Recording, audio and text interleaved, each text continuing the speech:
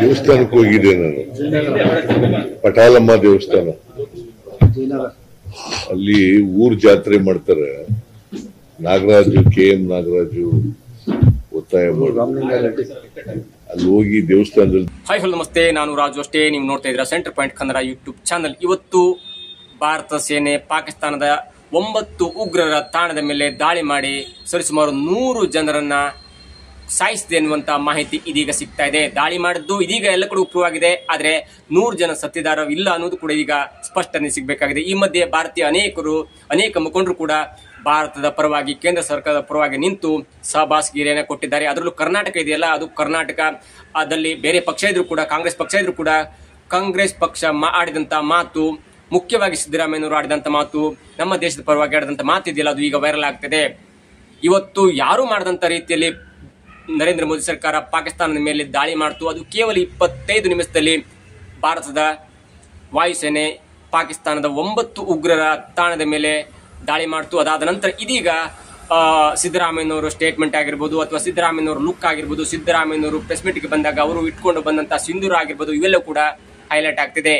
ಹಾಗಾದ್ರೆ ಪತ್ರಕರ್ತರು ಸಿದ್ದರಾಮಯ್ಯನವರಿಗೆ ಕೇಳಿದ ಕ್ವಶನ್ ಏನು, ಸಿದ್ದರಾಮಯ್ಯನವರು ಸಿಂಧೂರದ ಬಗ್ಗೆ ಕೊಟ್ಟಂತ ಉತ್ತರ ಏನು, ಇವೆಲ್ಲವನ್ನು ನೋಡೋಣ. ಅದಕ್ಕಿಂತ ಮೊದಲು ಇಲ್ಲಿ ತನಕ ನಮ್ಮ ಚಾನೆಲ್ ನ ಸಬ್ಸ್ಕ್ರೈಬ್ ಮಾಡಿಲ್ಲ ಅಂದ್ರೆ ಈಗಲೇ ಸಬ್ಸ್ಕ್ರೈಬ್ ಮಾಡಿ, ಜೊತೆಗೆ ಕಾಮೆಂಟ್ಗಳ ಮುಖಾಂತರ ತಮ್ಮ ಅಭಿಪ್ರಾಯವನ್ನು ತಿಳಿಸಬಹುದು.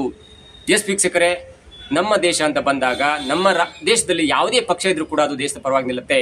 ಇಂಥ ಒಂದು ರಾಷ್ಟ್ರಭಕ್ತಿ, ದೇಶಭಕ್ತಿ ಇಡೀ ಪ್ರಪಂಚದ ಎಲ್ಲೂ ಸಿಗ್ಲಿಕ್ಕೆ ಚಾನ್ಸೇ ಇಲ್ಲ. ದೇಶದ ಒಳಗಡೆ ಏನೇ ಗೊಂದಲ ಇದ್ರೂ ಕೂಡ ದೇಶ ಅಂತ ಬಂದಾಗ, ದೇಶಭಕ್ತಿ ಅಂತ ಬಂದಾಗ, ದೇಶದ ರಕ್ಷಣೆ ಅಂತ ಬಂದಾಗ ಎಲ್ಲ ರಾಜ್ಯಗಳು ಕೂಡ ಒಕ್ಕೂಟ ವ್ಯವಸ್ಥೆಯಲ್ಲಿ ಕೇಂದ್ರ ಸರ್ಕಾರದ ಪರವಾಗಿ ನಿಲ್ಲುತ್ತೆ. ಅಂಥದ್ದೇ ಒಂದು ಪ್ರಕರಣ ಇವತ್ತು ಕೂಡ ಆಗಿದೆ.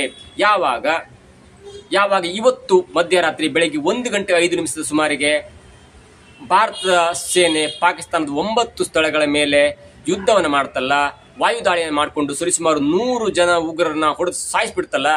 ಅದಾದ ನಂತರ ಭಾರತೀಯ ಮುಖಂಡರು ಕೂಡ, ಭಾರತದ ದೇಶಭಕ್ತರು ಕೂಡ ತಮ್ಮ ಹೇಳಿಕೆಯನ್ನ ಕೊಟ್ಟು ಇಡೀ ಸೇನೆಗೆ ಸಲಾಮನ್ನು ಹೊಡೆದ್ಬಿಟ್ರು. ಅದರಲ್ಲೂ ಮುಖ್ಯವಾಗಿ ಕಳೆದ 15 ದಿನಗಳಿಂದ ತುಂಬಾ ದೊಡ್ಡ ಫೇಮಸ್ ಆಗಿದ್ದಂತ, ಜನಪ್ರಿಯರಾಗಿದ್ದಂತ ಮತ್ತು ಪಾಕಿಸ್ತಾನದಲ್ಲೂ ಕೂಡ ಅವರ ಹೆಸರು ಸದ್ದು ಮಾಡಿದಂತ ವ್ಯಕ್ತಿ ಅಂದ್ರೆ ಅದು ನಮ್ಮ ಮುಖ್ಯಮಂತ್ರಿ ಸಿದ್ದರಾಮಯ್ಯನವರು.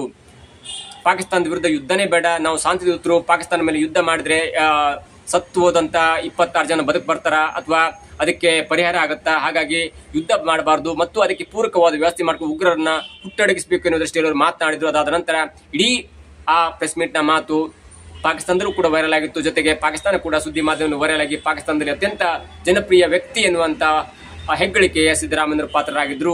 ಆನಂತರ ಅವರು ಸ್ಟೇಟ್ಮೆಂಟ್ ಅನ್ನು ಕೊಟ್ಟರು, ನಾನು ಹಾಗಂದಿಲ್ಲ, ನನ್ನ ಉದ್ದೇಶ ಹಾಗಾಗಿರ್ಲಿಲ್ಲ, ಯಾಕಂದ್ರೆ ಯುದ್ಧ ಮಾಡಬಾರ್ದು, ಉಗ್ರನ್ನ ಮಟ್ಟ ಹಾಕಬೇಕು ಅನ್ನೋ ದೃಷ್ಟಿಯಲ್ಲಿ ನಾನು ಹೇಳಿದ್ದೆ ಅನ್ನೋ ದೃಷ್ಟಿಯಲ್ಲಿ ಕ್ಲಾರಿಫಿಕೇಶನ್ ಕೊಟ್ಟರು. ಆದ್ರೆ ಅದಾದ ನಂತರ ಇವತ್ತು ಮಾತನಾಡಿದಂತ ರೀತಿ ಇದೆಯಲ್ಲ, ಅವರು ಪ್ರೆಸ್ ಮೀಟ್ ಅನ್ನು ಕರೆದು ಬಿಡ್ತಾರೆ ನೋಡಿ. ಇಡೀ ನಮ್ಮ 26-27 ರಾಜ್ಯದಲ್ಲಿ ಯಾವ ಮುಖ್ಯಮಂತ್ರಿಯೂ ಕೂಡ ಪ್ರೆಸ್ ಮೀಟ್ ಮಾಡಿ ನಮ್ಮ ಯುದ್ಧದ ಬಗ್ಗೆ ಮಾತನಾಡಿಲ್ಲ. ಯಾವ ರಾಜ್ಯದ ಮುಖ್ಯಮಂತ್ರಿ ಕೂಡ ಇಷ್ಟು ಹೆಮ್ಮೆಯಿಂದ ಹೊಗಳಿ ಇಡೀ ದೇಶದ ಸೇನೆಗೆ ಸಲಾಮನ್ನು ಹೊಡೆದಿರಲಿಲ್ಲ. ಆದ್ರೆ ನಮ್ಮ ರಾಜ್ಯದ ಮುಖ್ಯಮಂತ್ರಿ ಸಿದ್ದರಾಮಯ್ಯನವರು ಪ್ರೆಸ್ ಮೀಟ್ ಕರೆದು ಅದರಲ್ಲೂ ಸಿಂಧೂರವನ್ನು ಇಟ್ಕೊಂಡು ಬಂದು ಪ್ರೆಸ್ ಮೀಟ್ ಕರೆದು ನಮ್ಮ ಸೇನೆಗೆ, ನಮ್ಮ ದೇಶದ ಪ್ರಧಾನಿಗೆ ಮತ್ತು ನಮ್ಮ ಇಡೀ ಸರ್ಕಾರಕ್ಕೆ ಹೊಗಳಿಕೆ ಮಾತನಾಡ್ತಾರೆ. ಮತ್ತು ಪಾಕಿಸ್ತಾನಕ್ಕೆ ಇಷ್ಟಾದ್ರೂ ಬುದ್ಧಿ ಬಂದಿಲ್ಲ, ಇನ್ನೂ ಬುದ್ಧಿ ಬಂದಿಲ್ಲ ಅಂದ್ರೆ ಮತ್ತೂ ಯುದ್ಧವನ್ನು ಮಾಡಬೇಕು. ಆ ನಿಟ್ಟಿನಲ್ಲಿ ನಮ್ಮ ರಾಜ್ಯದಿಂದ ಕಂಪ್ಲೀಟ್ ಸಪೋರ್ಟ್ ಇರುತ್ತೆ ಮತ್ತು ನಾವು ನಮ್ಮ ಕೇಂದ್ರ ಸರ್ಕಾರ ಹೇಳಿದಂತೆ ಕೇಳ್ತೇವೆ ಅನ್ನೋ ದೃಷ್ಟಿಯಲ್ಲಿ ಸಂಪೂರ್ಣ ಬೆಂಬಲವನ್ನು ಕೊಟ್ಟರು. ಅದಾದ ನಂತರ ಕೂಡ ಸಿದ್ದರಾಮಯ್ಯನವರಿಗೆ ಆಸ್ ಯೂಶುವಲ್ ಆಗಿ ಅವರು ಲುಕ್ ನೋಡಿ, ಅದರಲ್ಲೂ ಕೂಡ ಅವರು ಮೂಢನಂಬಿಕೆ ವಿರೋಧಿಯಾಗಿರ್ತಾರೆ ಮತ್ತು ದೇವಸ್ಥಾನ, ಧರ್ಮ, ಗಿರ್ಮ ಎಲ್ಲವೂ ಕೂಡ ಅಷ್ಟಕ್ಕಷ್ಟೇ ಫಾಲೋ ಮಾಡ್ತಾರೆ. ಅಂದ್ರೆ ಹೇಳಿಕೆ ಮೂಢರಾಗಿರ್ಬೇಕು ಹಾಗೆ ಮಾತಾಡಲ್ಲ. ಆದ್ರೆ ಇವತ್ತು ಸಿಂಧೂರ ಇಟ್ಕೊಂಡು ಬಂದಂತ ಗಳಿಗೆ ಇದೆಯಲ್ಲ, ಹಿಂದೆ ಕೂಡ ಪೇಟವನ್ನು ಕೊಟ್ಟಾಗ ಅಥವಾ ಸಿಂಧೂರವನ್ನು ಕೊಟ್ಟಾಗ ಅವರು ದೂರ ಸರಿತಿದ್ರು ಮತ್ತು ಕುಂಕುಮವನ್ನು ಕೂಡ ಇಟ್ಕೊಂಡಿರ್ಲಿಲ್ಲ. ಆದ್ರೆ ಇವತ್ತು ಸ್ಪೆಷಲ್ ಆಗಿ ಪ್ರೆಸ್ ಮೀಟ್ ಅನ್ನು ಕರೆದು ಅದರಲ್ಲೂ ಸಿಂಧೂರ ಇಟ್ಕೊಂಡು ದೊಡ್ಡದಾಗಿ ಕುಂಕುಮ ಇಟ್ಕೊಂಡು ಬಂದು ಪ್ರೆಸ್ ಮೀಟ್ ಮಾಡಿದ ರೀತಿ ಇದೆಯಲ್ಲ, ಅದು ಕೂಡ ಜನರ ಮೆಚ್ಚುಗೆ ಕಾರಣವಾಗುತ್ತೆ ಮತ್ತು ಅನೇಕರು ಕೂಡ ಅದರ ಬಗ್ಗೆ ಪರೋಕ್ಷವಾಗಿ ದಾಳಿಯನ್ನ ಮಾಡಿದ್ರು. ನೋಡಿ, ಈಗ ಸಿದ್ದರಾಮಯ್ಯರಿಗೆ ಬುದ್ಧಿ ಬಂತು, ಹಾಗೆ ಹೀಗೆ ಎಲ್ಲ ಬಂತು. ಅದು ಬಿಡಿ, ಅದೆಲ್ಲ ಒಂದು ರಾಜ್ಯದ ಮೇಲೆ 100 ಜನ ಇರ್ತಾರೆ, 100 ತರ ಜನಪ್ರಿಯ ಇರುತ್ತೆ. ಆದ್ರೆ ಇಂಥ ಟೈಮಲ್ಲಿ ಸಿದ್ದರಾಮಯ್ಯನವ್ರನ್ನ ಯಾರಾದ್ರೂ ತೆಗೆಳಿದ್ರೆ ಅದು ಕೂಡ ಅಂತ ವ್ಯಕ್ತಿಗಳಿಗೆ ಅವರ ವ್ಯಕ್ತಿತ್ವ ಹೇಳುತ್ತೆ. ನಾವು ಏನೇ ಕೂಡ ದೂರಿದ್ರು ಕೂಡ ಯಾವಾಗ ಒಬ್ಬ ವ್ಯಕ್ತಿ ಒಳ್ಳೆಯದನ್ನ ಮಾಡ್ತಾನಲ್ಲ ಆವಾಗ ಒಳ್ಳೇದಂತ ಹೇಳಬೇಕಾಗತ್ತೆ. ಈ ನಿಟ್ಟಿನಲ್ಲಿ ಇವತ್ತು ಸಿದ್ದರಾಮಯ್ಯನವರು ಸಿಂಧೂರ ಇಟ್ಕೊಂಡು ಬಂದು ಪ್ರೆಸ್ ಮೀಟ್ ಮಾಡಿದಾಗ ಒಬ್ಬ ಪತ್ರಕರ್ತರ ಕೇಳ್ತಾರೆ, ಏನ್ ಸರ್ ನೀವು ಇಷ್ಟು ಚೆಂದಾಗಿ ಕಾಣ್ತೀರಿ, ಅದರಲ್ಲೂ ಕುಂಕುಮವನ್ನು ಇಟ್ಕೊಂಡು ಬಂದಿರಲ್ಲ, ಸಿಂಧೂರವನ್ನು ಇಟ್ಕೊಂಡು ಬಂದಿರಲ್ಲ, ಇದರ ಹಿನ್ನೆಲೆ ಏನು ಅಂತ ಕೇಳಿದಾಗ ಸಿದ್ದರಾಮಯ್ಯ ಸಮಾಧಾನ ಕೇಳ್ತಾರೆ, ಇಲ್ಲ ನಾನು ಒಂದು ದೇವಸ್ಥಾನಕ್ಕೆ ಹೋಗಿದ್ದೆ, ದೇವಸ್ಥಾನಕ್ಕೆ ಹೋದಾಗ ಅಲ್ಲಿ ಹೂವಿನ ಪೂಜೆ ಇರುತ್ತೆ, ಅಲ್ಲಿ ನನಗೆ ಪುರೋಹಿತರು ಕುಂಕುಮವನ್ನು ಇಟ್ಟರು, ಸಿಂಧೂರವನ್ನು ಇಟ್ಟರು, ಅದನ್ನ ಇಟ್ಕೊಂಡು ಬಂದಿದ್ದೇನೆ ಎನ್ನುವ ಒಂದು ಸ್ಪಷ್ಟವಾದ ಮಾಹಿತಿಯನ್ನು ಕೊಟ್ಟರು. ಒಂದು ವೇಳೆ ಅವರು ಅದಕ್ಕೇನಾದ್ರು ನೆಗೆಟಿವ್ ಆಗಿ ಆನ್ಸರ್ ಮಾಡಿದ್ರೆ ಮತ್ತೆ ಅದು ಟ್ರೋಲ್ ಆಗ್ತಿತ್ತು.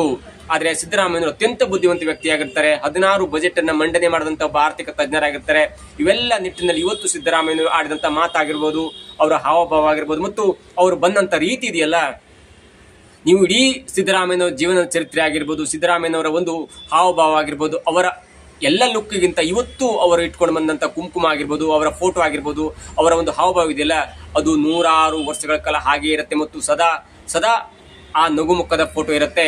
ಹಾಗಾಗಿ ಇವತ್ತು ಸಿದ್ದರಾಮಯ್ಯನವರು ಆಡಿದಂತ ಮಾತು, ಅದರಲ್ಲೂ ಸಿಂಧೂರ ಇಟ್ಕೊಂಡು ಆಪರೇಷನ್ ಸಿಂಧೂರ್ ಎನ್ನುವ ಹೆಸರಿನಲ್ಲಿ ಇವತ್ತು ಆಪರೇಷನ್ ಆಯ್ತಲ್ಲ, ಬೆಳಗ್ಗೆ ಪಾಕಿಸ್ತಾನದ ಎಲ್ಲರನ್ನು ಆಪರೇಷನ್ ಮಾಡಿಬಿಟ್ರಲ್ಲ ನಮ್ಮ ಭಾರತ ಸರ್ಕಾರ ಮತ್ತು ಭಾರತ ಸೇನೆ. ಆ ನಿಟ್ಟಿನಲ್ಲಿ ಅವರಿಗೆ ಒಂದು ಗೌರವವನ್ನು ಸೂಚಿಸುವ ದೃಷ್ಟಿಯಲ್ಲಿ ಇವತ್ತು ಸ್ವತಃ ಸಿದ್ದರಾಮಯ್ಯನವರು ಸಿಂಧೂರ ಇಟ್ಕೊಂಡು ಪ್ರೆಸ್ ಮೀಟ್ ಮಾಡಿದ ರೀತಿ ಇಡೀ ನಮ್ಮ ದೇಶದಲ್ಲಿ ಮತ್ತೆ ಮಾದರಿಯಾಗಿದೆ ನೋಡಿ. ಭಾರತದ ಸೇನೆ ಪಿಒಕೆಲಿ ಅಟ್ಯಾಕ್ ಮಾಡೋದಿದೆಯಲ್ಲ, ಅದು ಪಿಒಕೆಲಿ ಅಟ್ಯಾಕ್ ಮಾಡ್ತು, ಲಾಸ್ಟ್ ಟೈಮ್ ಕೂಡ ಬಾಲಾಕೋಟಲ್ಲಿ ಅಟ್ಯಾಕ್ ಮಾಡ್ತು ಎನ್ನುವುದೊಂದು ಹೆಮ್ಮೆ ಇತ್ತು. ಆದ್ರೆ ಪಾಕಿಸ್ತಾನದ ಸೇನೆಗೆ, ಪಾಕಿಸ್ತಾನದ ಸಿಟಿಗೆ ಹೋಗಿ ಅಟ್ಯಾಕ್ ಮಾಡೋದಿದೆಯಲ್ಲ, ಅದು ನಿಜವಾದ ಗಂಡಸ್ತನ, ಅದು ನಿಜವಾದ ದಾಳಿ ಅಂತ ಹೇಳ್ಬೋದು. ಪಾಕಿಸ್ತಾನದ 4 ಸಿಟಿಗಳು, ಅಲ್ಲಿ ಗುಹಲ್ಪುರ್ ಆಗಿರ್ಬೋದು, 4 ಸಿಟಿಗಳ ಮೇಲೆ ನೇರವಾಗಿ ಪಾಕಿಸ್ತಾನದ ಸಿಟಿಗೆ ಅಟ್ಯಾಕ್ ಮಾಡುತ್ತೆ. ಅದರಲ್ಲಿ ಒಂದು 30 ಕಿಲೋಮೀಟರ್ ಬರುತ್ತೆ, ಒಂದು 15 ಕಿಲೋಮೀಟರ್ ಬರುತ್ತೆ, ಮತ್ತು ಬರೋಬ್ಬರಿ 100 ಕಿಲೋಮೀಟರ್ ದೂರ ಇರುವಂತ, ಅಂದ್ರೆ LOC ಇಂದ ಬರೋಬ್ಬರಿ 100 ಕಿಲೋಮೀಟರ್ ದೂರ ಇರುವಂತ ಬಹಲ್ಪುರ್ಗೆ ಹೋಗಿ ಅಟ್ಯಾಕ್ ಮಾಡಿ ಅಲ್ಲಿನ ಉಗ್ರರ ತಾಣವನ್ನ ಮಟಾಸ್ ಮಾಡುತ್ತೆ. ಮಿಕ್ಕ 5 ಸ್ಥಳಗಳು ಪಿಒಕೆಯಲ್ಲಿ ಬರುತ್ತೆ. ಪಿಒಕೆ ಭಾರತದಿಂದ ದೂರ ಆದ್ರೂ ಕೂಡ ಅಲ್ಲಿ LOC ಇರುತ್ತೆ ಮತ್ತು ಭಾರತಕ್ಕೆ ಅಲ್ಲಿನ ವ್ಯವಸ್ಥೆ, ಅಲ್ಲಿನ ಅಡುಗುತಾಣ ಎಲ್ಲವೂ ಕೂಡ ಪರಿಚಯಸ್ಥವಾಗಿರುತ್ತೆ. ಆದ್ರೆ ಪಾಕಿಸ್ತಾನದ ಒಳಗೆ ಹೋಗಿ ನುಗ್ಗಿ 100 ಕಿಲೋಮೀಟರ್ ಪಾಕಿಸ್ತಾನದ ಒಳಗೆ ಹೋಗಿ ನುಗ್ಗಿ ಹೊಡೆಯುವಂತ ಒಂದು ಛಾತಿ ಇದೆಯಲ್ಲ, ಅದು ನಮ್ಮ ಭಾರತ ಸೇನೆಗೆ ಸಲ್ಲಬೇಕಾದಂತ ಹಿರಿಮೆಯಾಗುತ್ತೆ. ಅದರಲ್ಲೂ ಆ ದಾಳಿಯಾದ ನಂತರ ನಮ್ಮ ಸೇನೆಯ ಮುಖ್ಯಸ್ಥರಾದಂತ, ಸೇನೆಗೆ ಸಂಬಂಧಪಟ್ಟಂತ ದೊಡ್ಡ ಅಧಿಕಾರಿಯಾದಂತ 2 ಮಹಿಳಾ ಮಣಿಗಳು ಬಂದು ಪ್ರೆಸ್ ಮೀಟ್ ಮಾಡ್ತಾರೆ. ಅದರ ಸಂಕೇತ ಅಂದ್ರೆ 26 ಮಹಿಳೆಯರು ತಮ್ಮ ಸಿಂಧೂರವನ್ನು ಕಳ್ಕೊಂಡು ಬಿಟ್ಟಿದ್ದಾರೆ. ಸಿಂಧೂರವನ್ನು ಅಳಿಸಿದಂತ ಈ ನಾಲಾಯಕ್ ಪಾಕಿಸ್ತಾನಕ್ಕೆ ಬುದ್ಧಿಯನ್ನ ಕಲಿಸಲೇಬೇಕನ್ನೋ ದೃಷ್ಟಿಯಲ್ಲಿ ಆಪರೇಷನ್ ಸಿಂಧೂರ್ ಎನ್ನುವ ಹೆಸರಿನಲ್ಲಿ ಒಂದು ಸ್ಕೆಚ್ ರೆಡಿ ಆಗುತ್ತೆ. ಆ ಸ್ಕೆಚ್ ರೆಡಿಯಾಗಿ ಭಾರತ ಯುದ್ಧವನ್ನು ಮಾಡುತ್ತೆ ಅನ್ನುವ ಅನೇಕ ಊಹಾಪೋಹಗಳಿದ್ದು, ಆದರೆ ಇವತ್ತು ಬೆಳಿಗ್ಗೆ ಮುಂಜಾನೆ 1 ಗಂಟೆ 5 ನಿಮಿಷಕ್ಕೆ ಭಾರತ ವಿಮಾನಗಳು ಪಾಕಿಸ್ತಾನ ಕಡೆ ಹೋಗುತ್ತೆ. ಕೇವಲ 25 ನಿಮಿಷದಲ್ಲಿ ಪಾಕಿಸ್ತಾನವನ್ನು ಮಟಾಸ್ ಮಾಡ್ಕೊಂಡು ಬಂದು ಆರಾಮಾಗಿ ಕುಳ್ಳತ್ತೆ ಮತ್ತು ಬೆಳಿಗ್ಗೆ 10 ಗಂಟೆ 30 ನಿಮಿಷಕ್ಕೆ ಸಾಕ್ಷ್ಯ ಸಮೇತ, ಸ್ಕೆಚ್ ಸಮೇತ, ಉಗ್ರರ ತಾಣಗಳ ಹೆಸರು ಸಮೇತ ಪ್ರೆಸ್ ಮೀಟ್ ಮಾಡ್ತಾರೆ ಮಹಿಳಾ ಮಣಿಗಳು. ಇವೆಲ್ಲವನ್ನ ನೋಡ್ತಾ ಇದ್ರೆ ಈಗ ಪಾಕಿಸ್ತಾನ ಜಗತ್ತಿನ ಮುಂದೆ ಬೆತ್ತಲಾಗಿ ನಿಂತ್ಕೊಂಡ್ಬಿಟ್ಟಿದೆ. ಈಗಲಾದ್ರೂ ಅಮೆರಿಕದ ದೊಡ್ಡಣ್ಣ ಟ್ರಂಪ್ ಹೇಳಿದಂತೆ ಭಾರತ ದಾಳಿ ಮಾಡಿದೆ, ಪಾಕಿಸ್ತಾನ ಮರುದಾಳಿಯನ್ನ ಮಾಡಲೇಬಾರದು. ಏನಾದ್ರೂ ಪಾಕಿಸ್ತಾನ ಮತ್ತೆ ಮರುದಾಳಿಗೆ ಪ್ರಯತ್ನ ಪಟ್ರೆ ಪಾಕಿಸ್ತಾನ ಎನ್ನುವುದು ಅಳಿಸಿ ಹೋಗುತ್ತೆ ಅನ್ನೋ ದೃಷ್ಟಿಯಲ್ಲಿ ಡೊನಾಲ್ಡ್ ಟ್ರಂಪ್ ಅವರು ಕೂಡ ಒಂದು ಸ್ಟೇಟ್ಮೆಂಟ್ ಅನ್ನು ಕೊಟ್ಟಿದ್ದಾರೆ, ಅಂದ್ರೆ ಓಪನಿಂಗ್ ಸ್ಟೇಟ್ಮೆಂಟ್ ಅನ್ನು ಕೊಟ್ಟಿದ್ದಾರೆ. ಆದರೆ ಭಾರತ ಸರ್ಕಾರದ ಯಾವ ಒಂದು ರಕ್ಷಣಾ ಸಚಿವರಾಗಿರ್ಬೋದು, ಅಮಿತ್ ಶಾ ಆಗಿರ್ಬೋದು, ಮೋದಿ ಅವರು ಯಾರು ಕೂಡ ಜೈ ಹಿಂದ್, ಜೈ ಭಾರತ್ ಮಾತಕ್ಕೆ ಜೈ ಅಂದಿದ್ದಾರೆ ಹೊರತು ಅದರ ಬಗ್ಗೆ ಯಾವ ಡೀಟೇಲ್ಸ್ ಅನ್ನು ಕೊಟ್ಟಿಲ್ಲ. ಅಂದ್ರೆ ಇದರಿಂದ ಒಂದು ಅರ್ಥ ಆಗುತ್ತೆ, ನಾವು ಈಗ ಒಂದು ಬಾಣವನ್ನು ಮಾತ್ರ ಬಿಟ್ಟಿದ್ದೇವೆ, ನೀವೇನಾದ್ರೂ ತಿರುಗು ಬಾಣವನ್ನು ಬಿಟ್ರೆ ನಮ್ಮ ಹತ್ರ ಬ್ರಹ್ಮಾಸ್ತ್ರಗಳು ಕೂಡ ಇವೆ.